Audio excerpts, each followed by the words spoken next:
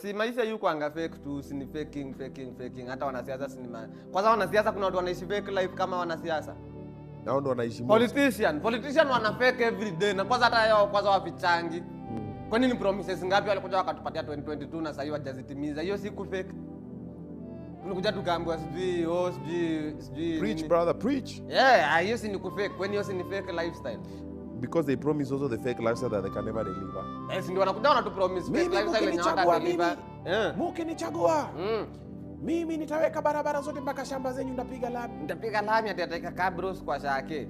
Kidogo ndio mnasikia hata aonekana. Hiyo si ni ku fake life. Hata kwanza siku ya campaign hao wanasiasa hu fake life sana. Wewe tangu sasa hivi tumekaa hivi off leo tumeona dimples za Sakaja. Umecheki kama hata kipiga siku hizi smile hadi hivi huko hivi unaona hadi dimples zake. Zilikuwa tools za campaign, ile ilikuwa ku fake. Ilikuwa fake life.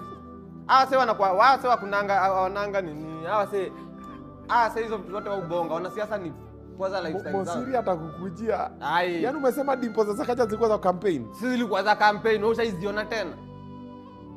Ushaizisikia tena mahali, ushaiona ngati mahali zimetajwa. Zilikuwa tu za campaign. Wanasiasa ni watu wana fake sana.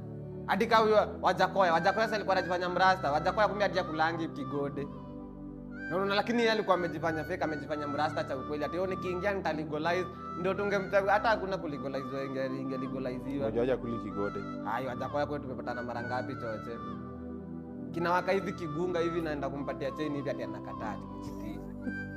Wajakoya alikataa chain yangu. Si ati ni walai kinakisha hivi tunajembea hata tuko na Wajakoya ina dire tunasema bas sasa leo kiende chain Wajakoya big up ya self 2027 tuko na wewe kimoja. Kinapitishwa ati anasema ati atumiangi hizo vitu.